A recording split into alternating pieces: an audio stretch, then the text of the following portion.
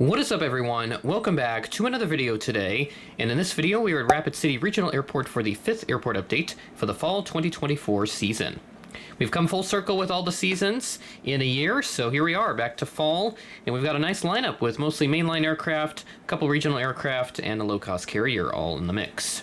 So go ahead and get started right over here at gate number 1 today with this United Express Embraer 175. And this aircraft came in from Denver as Flight 5580, operated by SkyWest.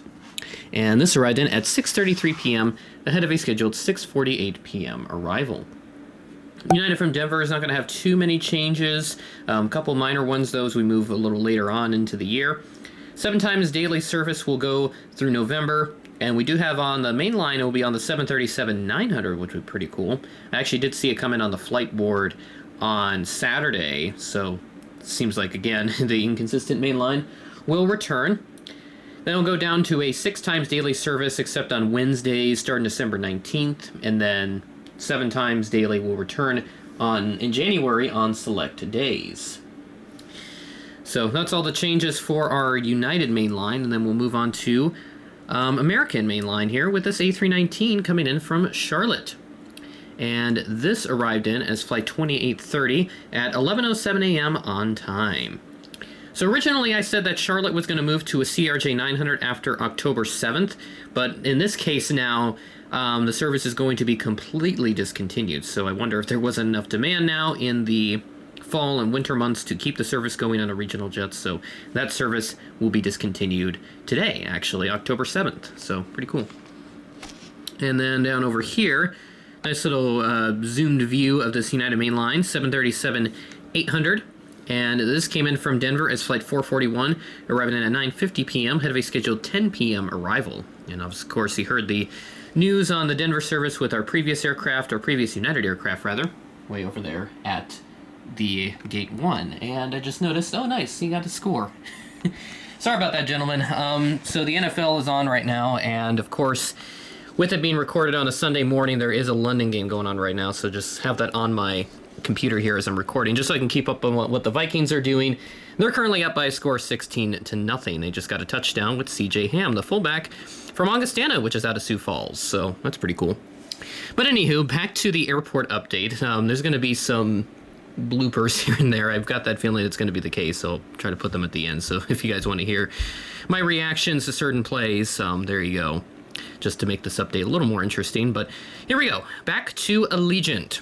This A319 is parked at gate number 7 and just came in from Orlando Sanford as Flight 1309, and this arrived in at 12:01 p.m., ahead of a scheduled 12:06 p.m. arrival.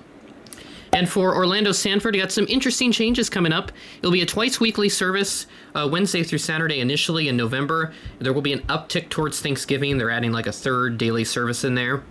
And then Allegiant 737 MAX 8s are going to be introduced on this service sometime around mid-December. It'll still be on the A320 for that time period, but a full integration of that MAX 8 is going to come in around January, so that'll be very cool. Excited to see that into service. And of course, I have the Gemini release on order, and as I record this, they just got the models in stock at most retailers, so I should have that in hopefully by the end of the week, if not early next week. So keep an eye out for that unboxing, which will be out at about that time. And then moving along, we have our only Delta aircraft of this update, this Embraer 175 with the short winglets. And this came in from Minneapolis as Flight 4139, operated by SkyWest, at 1:47 p.m., ahead of a scheduled 2 p.m. arrival. For Delta from Minneapolis, we'll have a 3 times daily CRJ 900 here. So they'll switch out to the 175 for the CRJ 900. They're going to go back to the 175, however, towards Christmas time. So that change coming up very soon. And a very interesting change for the update is a MAX 8 for United. Very nice to have it here in this update. So this 737 MAX 8, it came in from Chicago O'Hare as Flight 436, arriving in at 10:24 a.m., delayed from a 10:23 a.m. scheduled arrival, only delayed by 1 minute. And as a matter of fact, our only delay for this update. So really great on-time performance for all of our flights here in Rapid City. And speaking of which, that will do it for this update number 5 in the series. Happy to continue doing this as a quarterly series, so you'll see the next update in around January or so of 2025, so keep an eye out for that. And real quick, I do want to deviate back to the previous topic that's completely unrelated to the subject of the video, which is the Vikings. They're up 17-0 as I record this against the New York Jets. So former quarterback, Green Bay Packer quarterback Aaron Rodgers over there now.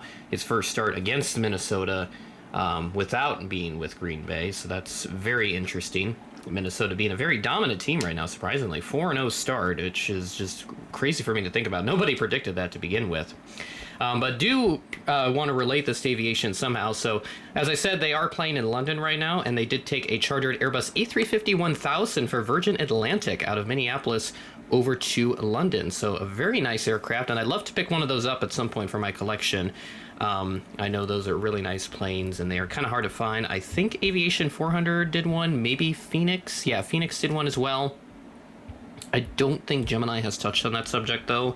The only A350-1000 that I can recall them making would be the Etihad one in the spring of 2023, and that very small release set, which had like 6 planes because they made the Antonov 225, and they obviously didn't have enough room in the shipping containers for literally anything else that they wanted to do. So that's just how the cookie crumbles with that. So very entertaining update. Hopefully you guys liked the interjection of other topics and references in there, because that's what we try to do to make videos a little more entertaining for you guys. So hopefully you liked it and enjoy this update.